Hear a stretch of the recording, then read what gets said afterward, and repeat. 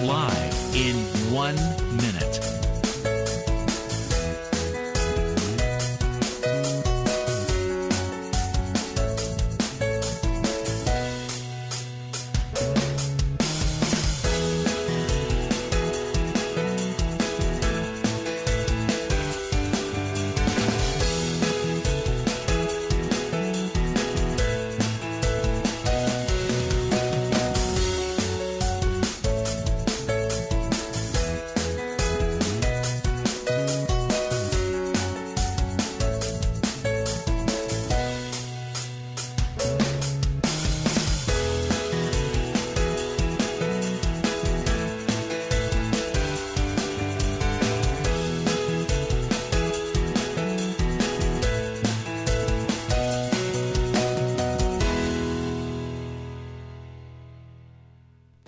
Welcome to Lynn Cullen Live at pghcitypaper.com. Email your questions and comments to Lynn at pghcitypaper.com.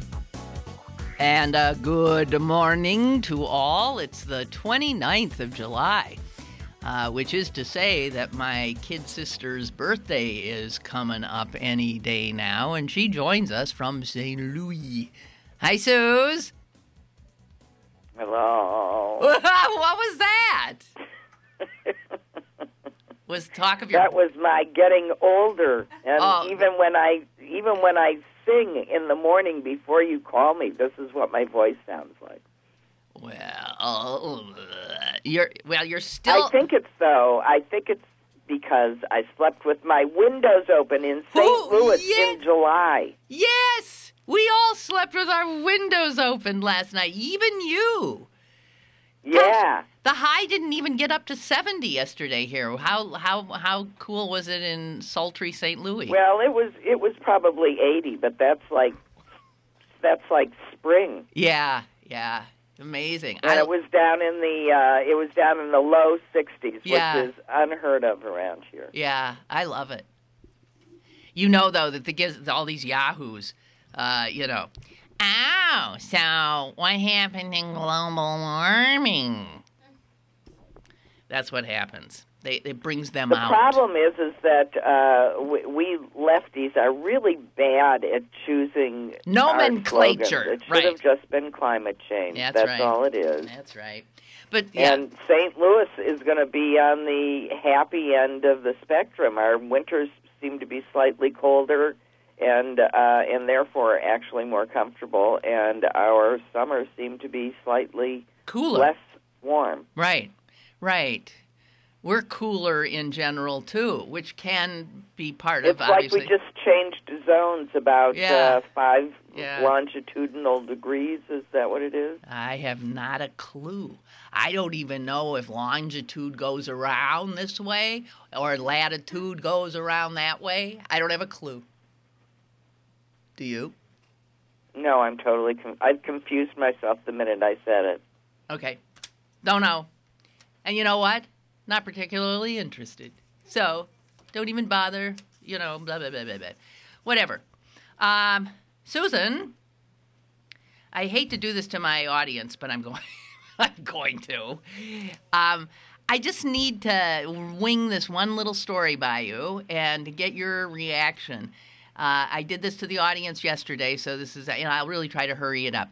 Have you noted in any way some story about a gynecologist at Johns Hopkins University who apparently over the course of a quarter of a century while he was doing his exams, was also taking photos and some videos of his patients' private parts? Have you heard about that? No. Okay. Well, this was uncovered over a year ago. It wasn't some weird scientific quest. No. He ended up committing suicide when he was found out, and that was last year.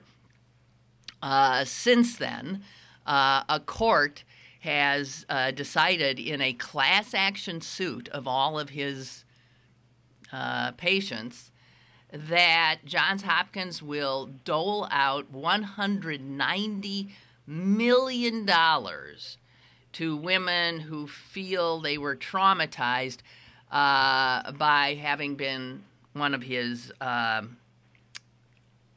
hell, that's enough to make me feel traumatized. What? You mean you would gladly have done a gynecological exam with him if, Susan, here's what I want to know.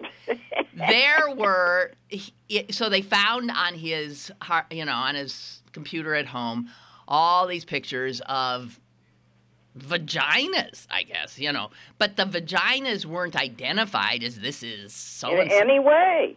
That's why I'm going, gee, okay.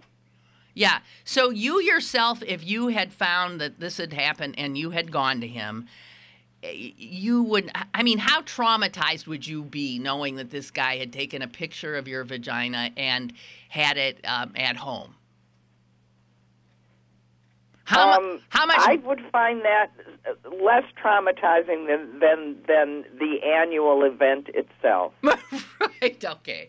So in other words, you too are astonished by the fact that $190 million is going to be doled? That seems way disproportionate, because that was my first question. If those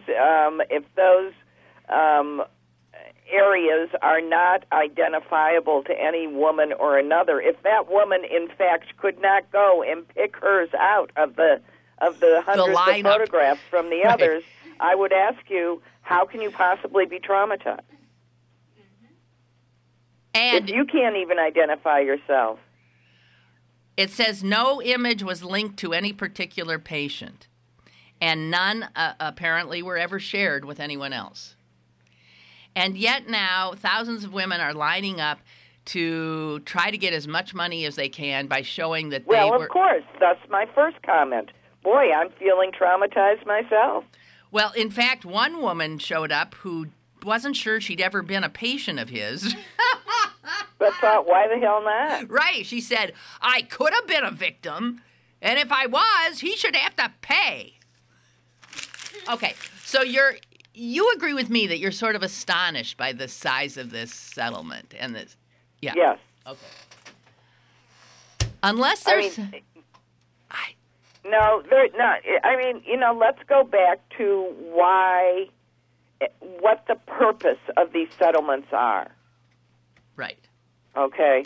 In some cases, they're simply to restore equity. That is, somebody took something from you, and we're going to make you even. In some cases, they're punitive, which is to say, we are going to fine you more than the actual damages because we don't want you or anybody else to think that this is appropriate behavior. Right. So in this case, we have very little of the equity. Right. He got something. It's of totally intangible value and to a really questionable degree of detriment to any one of these women. So one, we don't have at all. So now we're just left as punishment. Punitive, yeah. Well, John... And do I think that's an appropriate punishment on a guy that's dead, so you're punishing his heirs? No, no. No, you're punishing the hospital. It's Johns Hopkins. No. I think it's way disproportionate. I do too. Now, there may be something. There was one line in one of the... and if we think it, believe me, their attorneys think it, and they're appealing. I don't think so. I think this is a settled. They're lining up. This is a settlement? Uh-huh. Hey. See, well, this is why I'm thinking maybe we don't... everything's gone bluey, and we have to really, not to sound like a conservative or a strict constructionalist or anything, but, you really do have to go back to law's intent and make sure that you're satisfying the goal of the legislation. Right. Appropriately. Do you know how many women in the Baltimore area are so pissed that they didn't go see this doctor? Yeah. And if that's the reaction, that's the wrong lesson. That's right. Wrong lesson. The only one who's really going to get tons of money are the ambulance chasers who talk these women into the fact that they were traumatized. Who are going, I can't believe that. I know. Let me tell you, they are back in their offices with their soundproof doors closed, and they are hooting and hollering and high-fiving. Cannot believe it. So, You've heard the phrase opposites attract? Yes. Do you believe that's true? I mean, in terms of romance. Oh, I'm sure that we can find as many instances that it's true as that it's not. But go ahead. Well, I think in many, many, many cases, what makes a successful marriage is that together they make a complete one. Well, but that and would... So in that case, opposites attract. Sometimes opposites do happen. Right. But it's not really. It's some traits are opposite, so that you mesh. Well, so these kinds of thoughts give rise to studies trying to prove one way or the other.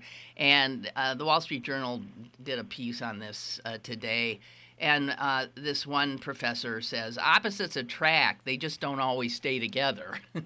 So the attraction is always there. But for instance, every trait that we possess has a positive and a negative aspect. So if you are drawn to somebody's work ethic initially, you might... Because you're a schnorrer. Yeah. You might, 2 years, 3 years into your marriage, really resent the fact that he's working so much and you're... You might resent the fact that you're not.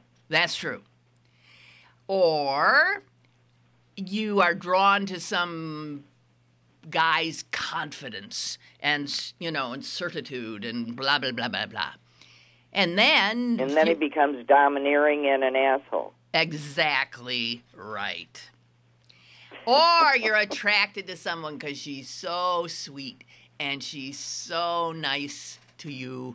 And then 2 or 3 years later, I married such a wuss. Yeah, not only that, she's smothering me. Right? Yeah. So we are, what happens, what they think is we are attracted to the positive side of these traits. And then as we come to know a person, live with them long enough, we start to resent the other side of that trait, the negative quality. Yes, well, that might be true. And then those people that just go, well, screw this and walk out, they get divorced. And those people that decide that the positive aspects merit us both working on the negative aspects, they stay together. That's right. And then you mesh. That's right. And that is exactly what this piece does. It starts with a couple who clearly look like they were ready totally incompatible now.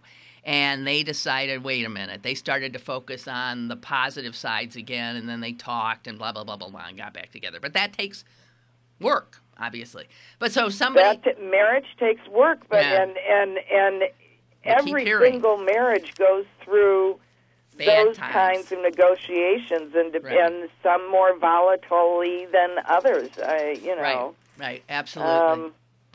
I sure did in my marriage, but if you stick with it and you just start with the premise that you're there for a reason, you spent all this time together for a reason it's worth fighting for, you come out the other end. Most people do. You think most people do? I think most people who put in that kind of effort do. Yes, I do. Who put in that kind of effort. Yeah. Yeah. Because the divorce rate doesn't suggest most people do. Yes? Well, okay, let's narrow our sample. Let's just talk about the people that are together after a long time. The reason they're together is because they went through those kinds of moments in their marriage and worked it through. Not necessarily. The reason they might be together is just sheer inertia, or one of them sort of won, or whatever, fear of being alone. Just because a couple makes it, and is still standing after 3, 4, 5, 6 decades does not mean that's a good marriage. Maybe not, but right. What a sad thing to say. I would. Well, I would hope that the vast majority of people who choose to grow old together do so with a great sense of affection and gratitude. Right, I hope so too. But I just my cynical observance of couples suggests to me that often that's really not true. It's just you're stuck. I don't know. I hope you're right. I mean, I know you had a great marriage, and I hope you're right that more do. I just have, maybe this is the jaundiced view of, somebody who failed at the institution and also just can't even imagine. Whatever. I don't know. Just asking. Well, listen, I'm sure that there are plenty of people along these spectrums. Right. And neither one of us know how many, and we couldn't even begin to define what people find, as good reasons to stay in a marriage that they would define as good and you would define as awful. True. Right. Okay. Well, we took care of that. A troubling little piece, Susan, I saw in today's Wall Street Journal. Do you remember when Florida passed a law? When a law is so insane you cannot believe it ever passed, it's often Florida. And this one I remember just freaking out about. It was a law that essentially forbade, is that how you pronounce that? Forbade doctors from asking, usually these are pediatricians, from asking a parent if there were a gun in the home. That is correct. Do you remember? Right. You remember that? Yeah, I do. Okay. I do, because doctors felt that it was a safety hazard and it was an avoidable thing, and they should be able to warn parents to be careful. Use proper gun handling now that they have a child. Right. That's forbidden. Right. I mean, just as a doctor, she might say, have you safety-proofed your house? Do you, electric sockets? Have you put your medications away, and do they have safety caps? Exactly right. So that would be the way that conversation would occur. The state of Florida said, you cannot ask. It is no crime to own a gun, and it's none of your business if I choose to exercise my Second Amendment rights. So this passes, and the docs put up a fight saying, you are intruding in my ability to practice medicine. I have First Amendment rights. And I also, right, First Amendment rights. I can ask anything I damn well please. I never get past any of that. If anything is legal speech. Just about anything is legal speech. The legislature is not allowed to legislate what is not legal speech. If there's anything unconstitutional, that would be it. That's right. And I don't know that I remember this, but it turns out that a court, a federal judge, one person in Miami, some federal judge, struck down that law in 2012, and he struck it down on First Amendment principles. That law, you cannot infringe on a doctor's right to converse with his patients about, virtually any subject he wants. Right. It was struck down. I hate to report this, Susan, but that was appealed. It was overturned? That was appealed by the state of Florida, and the 11th U.S. Circuit Court of Appeals in Atlanta has now reversed that federal judge's decision. And this is a 3-judge panel. It was a 2-1 vote. Of course it was. And listen to this. The politicization, I can't say the word, of our courts is the most disturbing thing yet. But go ahead. Yeah. You will not believe that 2 judges could reverse this decision in the manner they did. Listen to this. I'll just read it because I couldn't describe it if it was The 2-judge majority found that the main purpose of the law is not to regulate speech, but to improve the quality of medical care. Okay. I continue because How? What? Yeah, you tell me. I don't know. You tell me. Okay, here's what they say. The law, the court said, does not ban doctors from asking patients about guns, but only cautions against it. Quote, when doing so would be irrelevant to the patient's medical care. Here, I'm going to do a quote. The Act simply informs physicians that inquiring about a private matter irrelevant to medical care is not part of the practice of good medicine, and that, as always, a physician may face discipline for not practicing good medical care. Oh, my God. I know! Oh, my God! Do you want... Susan, do you want to run screaming? Do you want to... I'm retching. Hold on. Okay, go ahead, Rich. Oh, go. 2 people, 2 judges who have risen to this position of the U.S. Circuit Court of Appeals could torture. Well, that's what I was just going to say. That was so tortured as to be, roll over in bed at the middle of the night to get away from yourself when you remember that you actually put that out there. Susan, they are saying... Well, it's going to the court. It's going to the Supreme Court, guys. This is the kind... Oh, well, that's helpful. Well, I hope Anthony Kennedy sees how absurd this is. This sounds like something that if there were a courtroom... Well, there was a sort of a courtroom scene in Alice in Wonderland.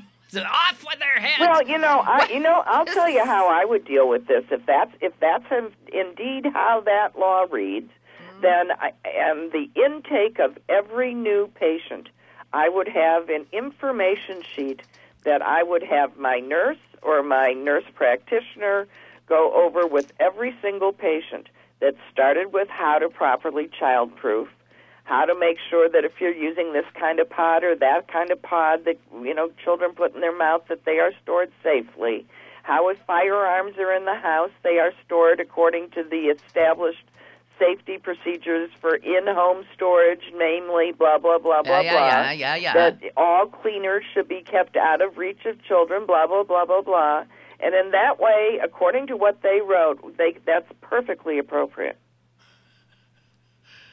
By the way, Florida is this insane law has amazingly, since it was passed in 2011, not spread to any other state. I'm sure but now, and the American Academy of Pediatrics now is really concerned. We are quite concerned, they say, about a possible spread now into other states. Well, let me just shift the focus to my state so that you know that not only Florida is appalling. On August 5th, we will have a primary election for state legislative offices. And attached to this August 5th primary, our House and Senate, our state houses, have sent to the public 5 constitutional amendments. Oh, I can't wait. What are they? The first is veiled as protect farmers. It suggests. I mean, it's like a bill of rights for farmers, but what it really is the corporate farm lobby and the puppy mill lobby. Yeah, it's we coming in trying to overturn legislation that was passed. Yeah. There is a quarter-cent sales tax on everything to pay for roads. Well, now I'm shocked at that. And this Republican state actually sees that they have to raise money to. No. Yeah, it's a Republican state. They are trying to get poor people and people without cars to pay for roads instead of the trucking industry. Gotcha. We have the lowest gasoline tax around. Do it the way everybody else does. Make the users pay taxes and let the users be the payers. Right. Get in toll roads. Let the users be the payers, but don't make it's a sales tax is a regressive tax that falls most prominently on the poor. So that's what they're doing for that. I mean, it's just, I went out to lunch with my mother-in-law yesterday, and let us just say that to say that we are on opposite ends of the political spectrum would be to understate. Correct. And she and I agreed on every single one of these. Really? So even... I said, so if you and I agree, Sally, that all of these are wrong, who the hell is going to vote for this? Well, then maybe no one will. And the answer is the 5 people that are in town to vote on August 5th in St. Louis. In a state primary race. In a state primary. Right, where the usual turnout is about, 7%, 12% at most. Well, and then I instructed my mother-in-law further that whenever she sees a constitutional amendment, she should just vote no, that is not the way to legislate in your state. You write laws. Mm-hmm. You don't constantly amend your Constitution. That's not what that document is for. God almighty. Okay. Oh, my God. God. So anyway, that's what they do in my state. That's good. As I said, I now pronounce your state Missouri. Oh, wait, there was a firearms one, too, that would made it illegal to enforce federal gun laws. Are you going to be there to vote, or are you voting absentee? I went in yesterday to vote absentee. Well, you're lucky in this state, I got to tell you. They make it almost impossible to vote, except on the day. On one day, there's not early voting. If you're an absentee voter, you've got to really show that you're not it's just ridiculous, this day. Well, I wasn't even fooling around. I'm not going to be in town on that day. So you just have to, you can either send away for a ballot or you can go in. Yeah. I went in. And they do make that part fairly easy here, although they've tried to shut it down. But no, I wanted to vote. At least I've got to go in there and vote. No. No. And in my state, I can cross over. So what will you do in that case? I took a Republican ballot because I wanted to get So what do you do with Ashcroft running for state senate purely on his name. We don't want him to win. Well, as a Democratic voter taking a Republican ballot, would in a primary, do you try to get you just try to get elected the candidate you feel the Democrat can win? In this case, there were a bunch of people that I didn't vote for because I just left it blank. I didn't care. But there was a county executive race. I have a definite preference in the Democratic primary side, but I think my guy's going to win, so I didn't worry about it. But on the other side, I voted for the person that I thought would be best. Oh, really? You voted for, you thought, because you feel that the Republican's going to win? A winner either way. Yeah. And I think of the two people that I think will be running, they're pretty good executive kind of types, and they'd be just fine. They're the glorified mayor. It's not that big a deal. But on the state level, I want to get a Democrat in there, right? Because there aren't any. There aren't any. It's an endangered species. And so on that race, I had two purposes. My big thing was to make sure that my candidate was not going to run against anyone named Ashcroft. Because that's one of those names in Missouri that people just vote for. This would be John Ashcroft's son. that's never been in politics for a second in his life, and Right. that's someone he knows that, Right. that all the money came courting and said, please run. John Ashcroft, who, if you're having trouble placing him, who was the Attorney General of the United States. To Bush. To Bush, W. Bush won. Oh, Bush won. Yes. Bush won? Who famously, so. Isn't he the one who famously covered up the Yes, the naked breasts? statues, yes.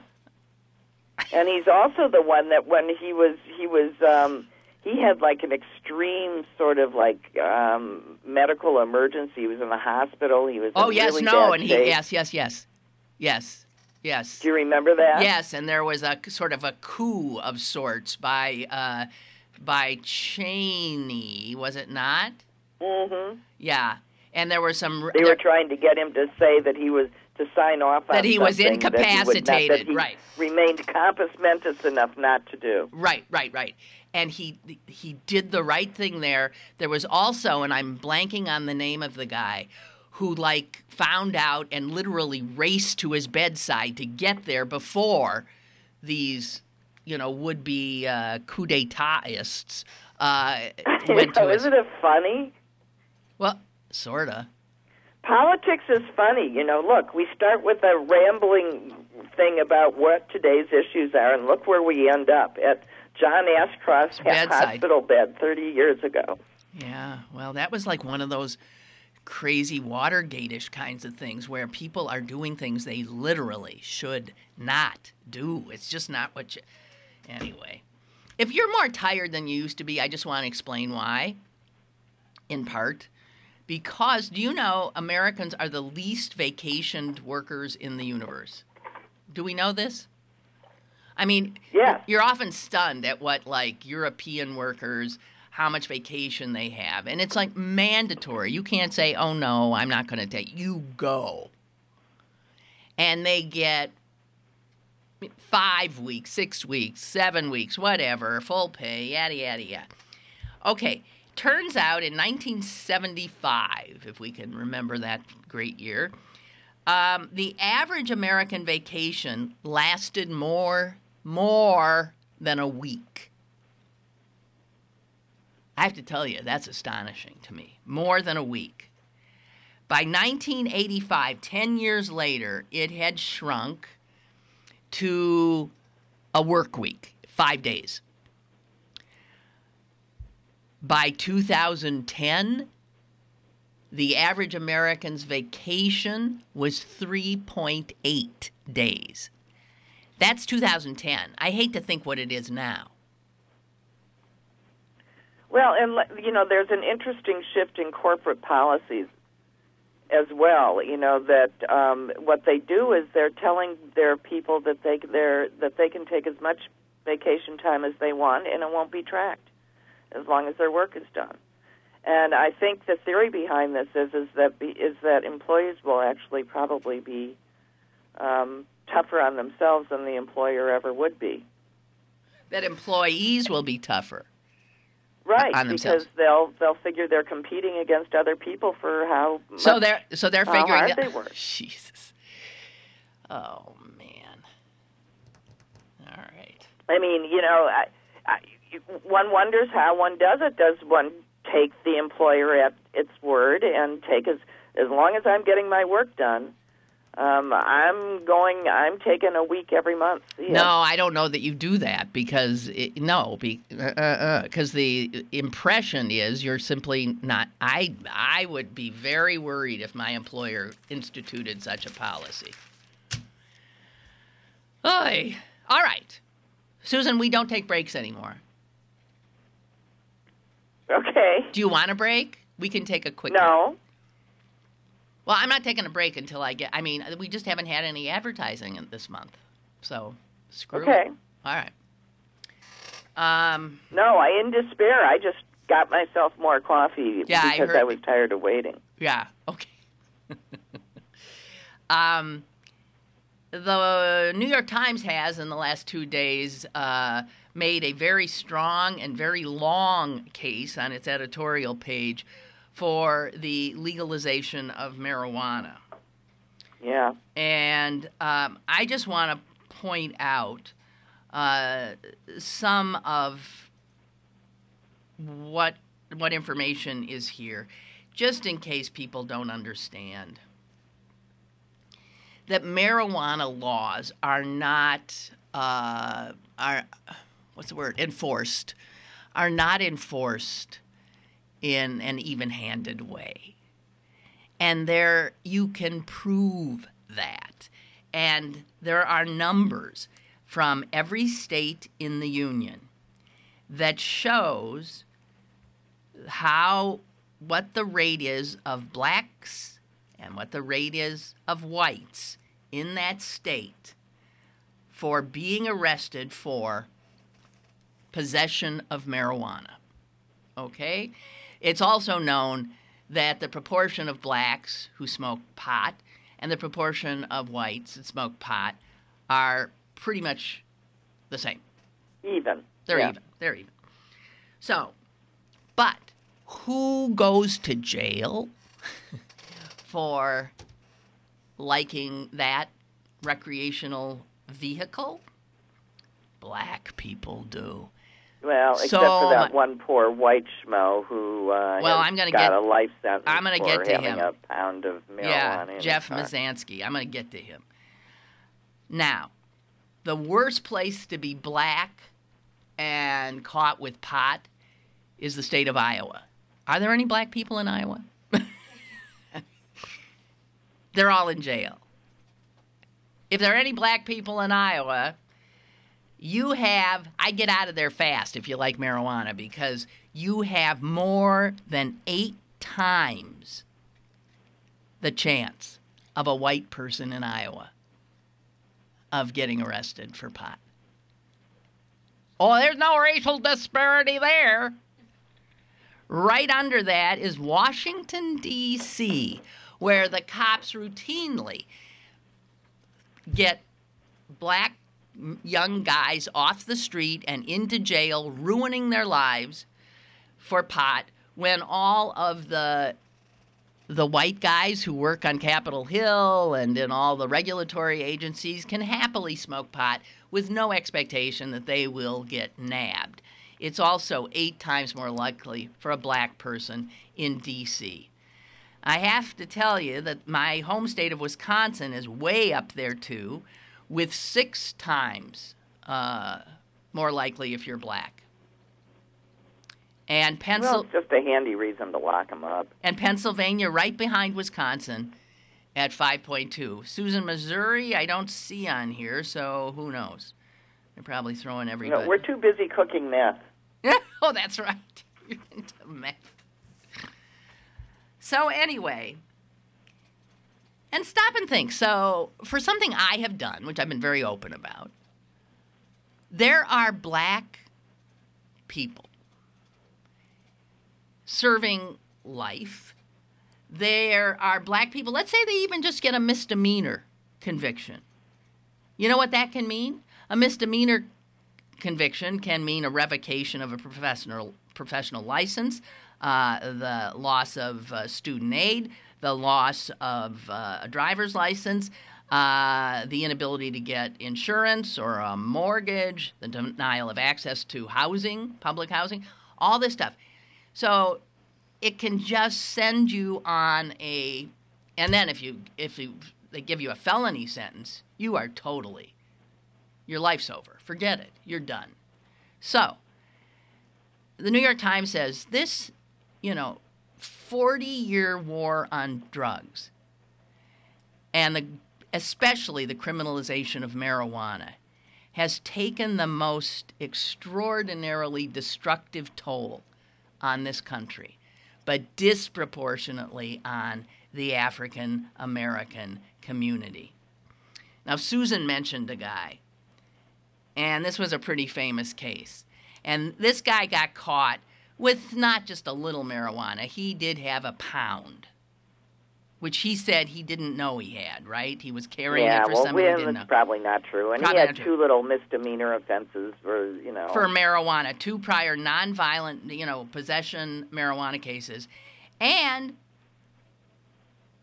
he got a life sentence.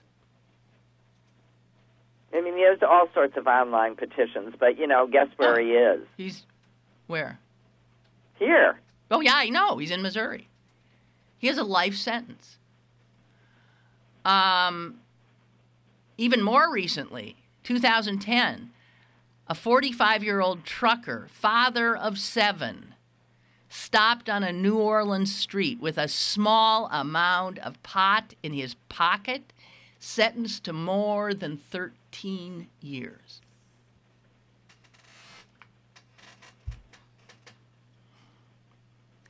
And then the Times points out, and meanwhile, police departments that one would think have more important things to do to waste it. I mean, they just keep wasting unbelievable amounts of money chasing users of a drug that 2 states have already legalized, and that a majority of Americans believe should, in fact, be legal everywhere.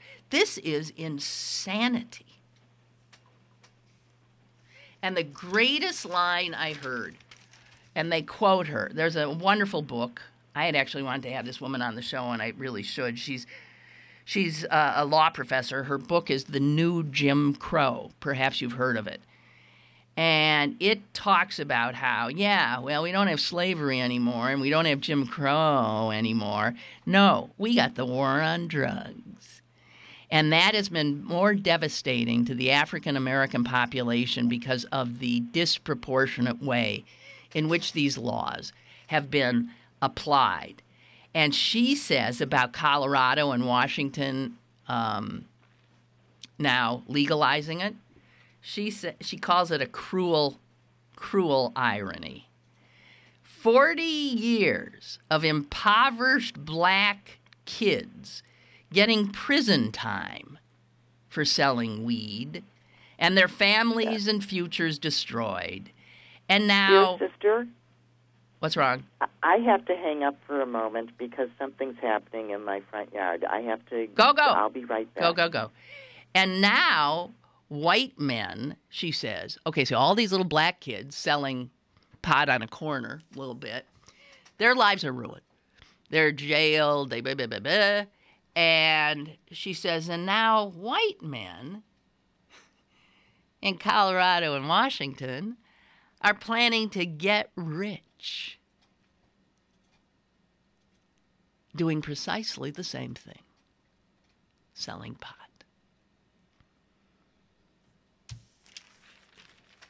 White guys do it. It's entrepreneurial now. And black guys do it. Kiss your kids goodbye, kiss your life goodbye, kiss your future goodbye. Unbelievable. The horrific impact of this absurd prohibition. Okay, we got some, wonder what the hell's happening in our front yard. I don't know. Man, you wouldn't think living on a little suburban cul-de-sac in Greater St. Louis, you'd have interesting stuff like that happening. Okay, I'll get to your emails here, guys. Freddie writes about Ashcroft. If you or Susan or any listeners have not heard John Ashcroft sing, his original song, Let the Eagle Soar, at a press conference, do yourself a favor and look it up on YouTube. I have seen that. He's a very patriotic man, and he does have a nice singing voice, and very funny. Okay, here PJ found the event. This was fascinating. On the night of March 10th, 2004, okay, this places it. As Attorney General John Ashcroft lay ill in an intensive care unit, his deputy, the deputy AG, here's one of the heroes, James Comey, received an urgent call. White House counsel Alberto Gonzales and President Bush's chief of staff, Andrew Card, were on their way to the hospital to persuade Ashcroft to reauthorize Bush's domestic surveillance program, which the Justice Department, his Justice Department, had just determined was illegal. In vivid testimony to the Senate Judiciary Committee, Comey said he alerted FBI Director Robert Mueller III and raced, sirens blaring, to join Ashcroft in his hospital room, arriving just minutes before Gonzalez and Card made it from the White House. Ashcroft, summoning the strength to lift his head and speak, refused to sign the papers they had brought. She's calling the wrong number. Oh, God. Gonzalez and Card, who had never acknowledged Comey's presence in the room, turned and left. Try it. Suze? Yeah, sorry. Oh, you called the, what line's she on then? The one that I called. What? But Oh, okay. Well, you're back. I'm back. Okay, is anything worth, what was happening? Nothing exciting then, huh? Very mundane. They Okay, are well, resurfacing my street. Oh, okay. All right. Never mind. And, Never mind. I don't want to hear it already. Right. It's not I interesting. had to make sure cars were in the appropriate position. All right. And Colette writes about vacation time. Lynn, I think years ago there was more vacation time due to more manufacturing jobs. My dad worked at a steel plant. In the first 2 weeks of August, the plant shut down. Everyone was off, from management on down. I think many other industries did the same. Partly it was a union thing, partly it was for maintenance. Yeah, well, that makes sense. And it's not like you have to maintain cubicles, which now most Americans work in.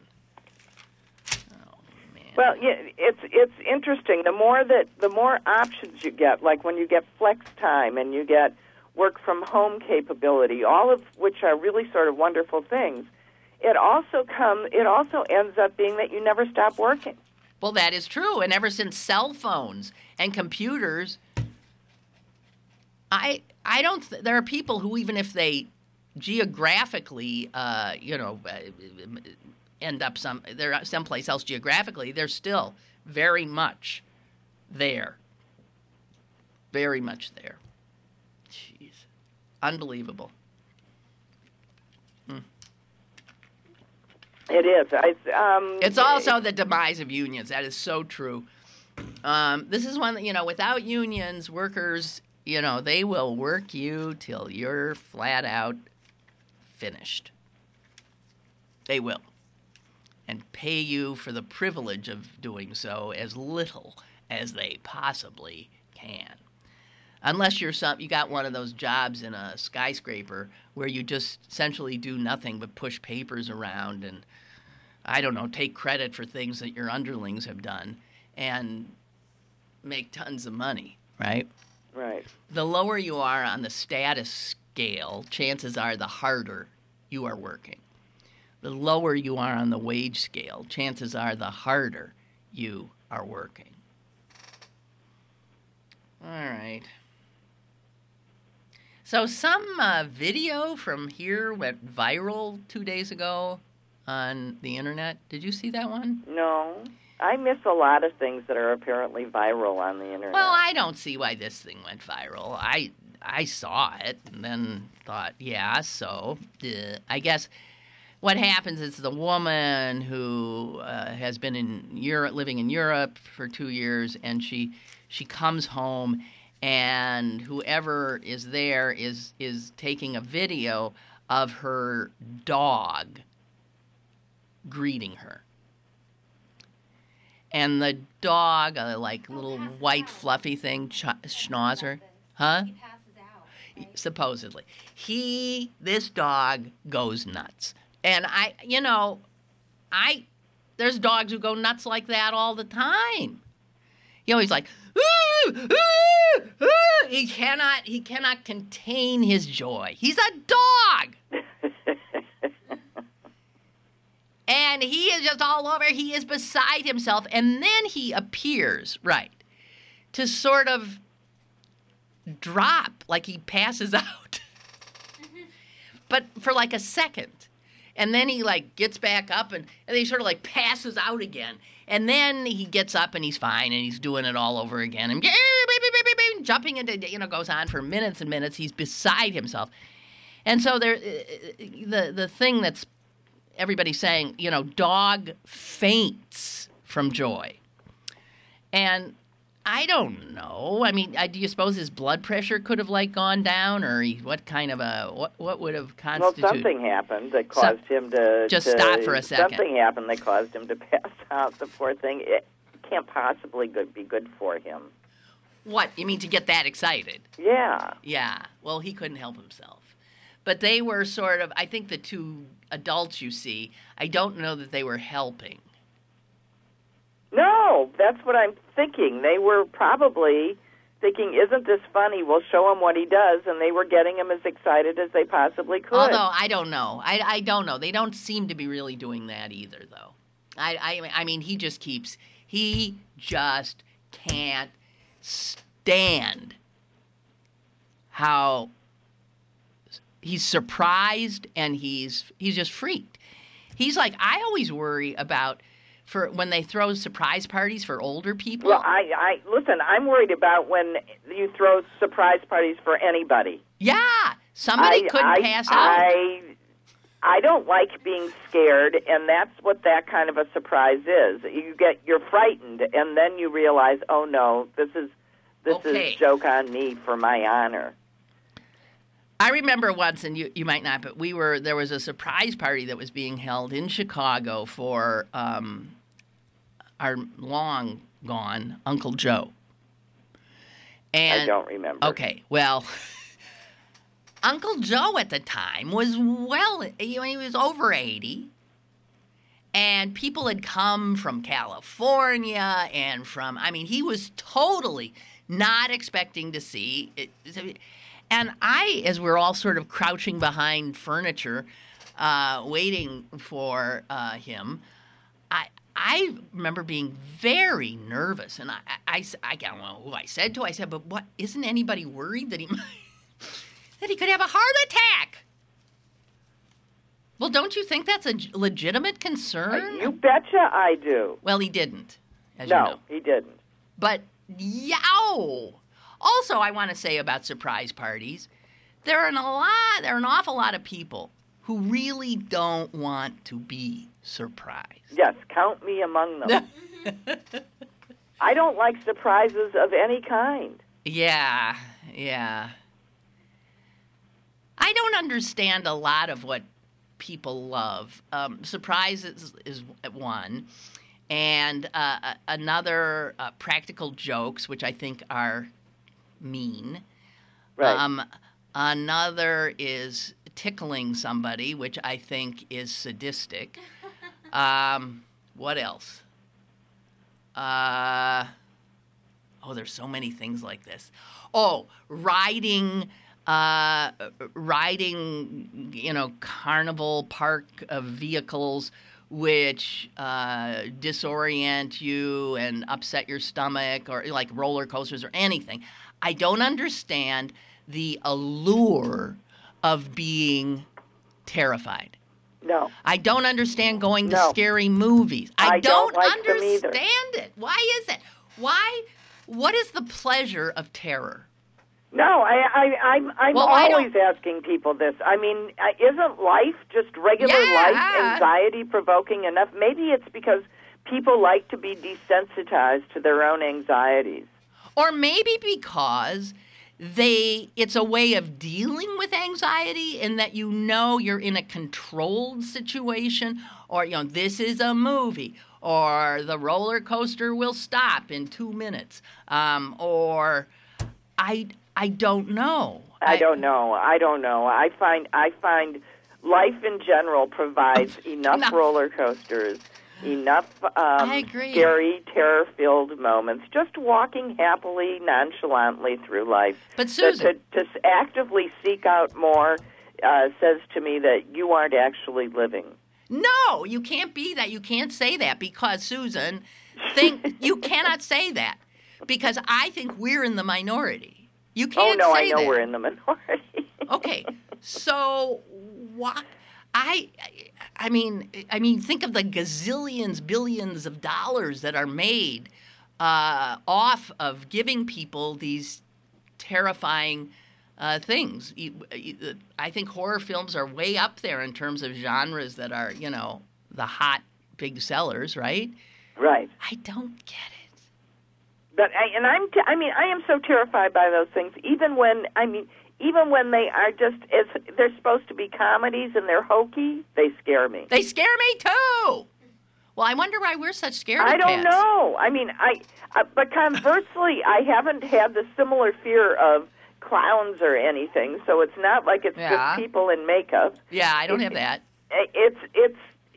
You don't enjoy the feeling of fear. No. Jess. Yeah. Explain it. Because I bet you like scary movies. I didn't for a while, but I do now. This is not on. Okay, she says she didn't used to, but now she does. What is enjoyable about feeling fear in watching some movie? It's like riding a roller coaster. Exactly! What's the joy there? It's just the thrill of it. I don't know. I like it. I like creepy things, too. You mean like spiders? Like dead people. Oh, my God. Okay, turn your mic off. You're out of here. Not really, but Like dead people? What are you talking about? Like when I went... Like when you went to the what? When I went to France, I did the catacombs and stuff like that. Oh, okay. So you're not scared by death and like where people would say, "Oh, I would never go in." Yeah, that doesn't scare me either. No. But okay, we got a caller. Hello. Hello. Sorry to call you 2 days in a row. Jeez, boy, you are on it. You're having a little binge, aren't you? Well, I'm doing something where I have to be in my workspace all the time, so I'm listening to you. Oh, okay. I'm not like riding around anywhere where I can't hear you. Okay. It's an addiction, an adrenaline addiction. It's like an adrenaline rush. That's why people do it. That is. It's an adrenaline rush. It's a rush. Yeah. You get addicted to it. Like Jessie said, she didn't like it. She started watching them, and now she loves them because she gets a rush, some kind of chemical rush in her brain. I'm into comedies. The laughing is more or less an addiction. That's what everything's about the chemicals in your brain. Uh-huh. I think it's that simple. A rush, You won't catch me dead on a roller coaster. I don't like horror films. Never did. I don't like that feeling. I don't like either. that particular chemical rush. I don't either. Well, it must be the chemical cocktail, and that the cocktails are different in different people. So some people might get the adrenaline rush, but get it with whatever pleasure thing comes out with it. Mm-hmm. And other people don't get the pleasure part. Right, like us. I don't like adrenaline. And okay, well, so we're thinking then it's chemical more than personality? Well, no, I think Even it's your both. personality is chemical. Not completely, is it? Well, it is in part, but Yeah. do you think by the time they figure it all out, we'll just be reduced to some? Yeah, you can reduce each individual to some kind of an equation of how much. I tend to think that a lot of those things about that are I don't know, maybe you feel it all first and then that informs the brain. I don't know. Yeah, everything. Somebody said to me one time, "Oh, that's all in your head." And I went, "Yeah, everything is in your head. Every pain, every color, every light sensitivity, everything is in your head." That is true. That is true. Yeah. We all feel. That seems to be my subject, though. What is it? Logic versus feelings. Right. Yeah. Your feelings. You feel a lot of things. Right. It's nothing but chemical and electrochemical reactions in your brain. It's like we were talking about a few weeks ago about phantom limb and phantom limb pains and that kind of thing. The arm is not there, but tell the brain that. Yes, it is. The brain says it is. Exactly. Wow. And that's the feeling part of your brain. And it's really weird too, because you can logically, your eyes can look over there and see no arm, but the other part of your brain telling you, the pain part of your brain saying, yeah, it's there. It is sure there.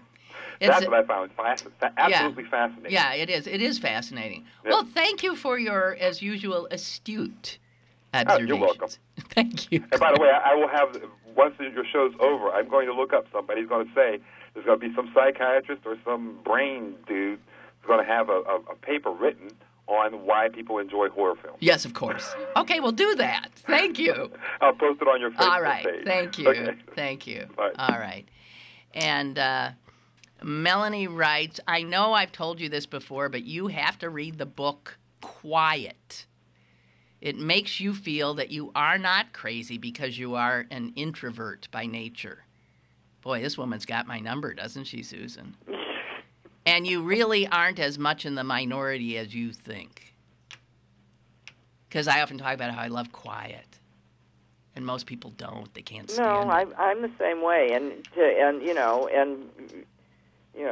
Eric always used to laugh at me because I, would say quite earnestly, I'm shy. I know, and I'll say that to people too, and they'll laugh. It's a different kind of shy, but it is It shy. doesn't mean that we don't work to overcome it, and how hard we're working is usually, apparent in our volume. Yes, indeed. So's. Yes. It is 10 o'clock your time. It is. It is 11 o'clock my time. And consequently, we be done. Okay, sorry I had to run out for a second. That is quite all right. The audience filled in. We read emails. So Well, that's good. thank you very much. Okay, bye. Bye. Tomorrow, ladies, what?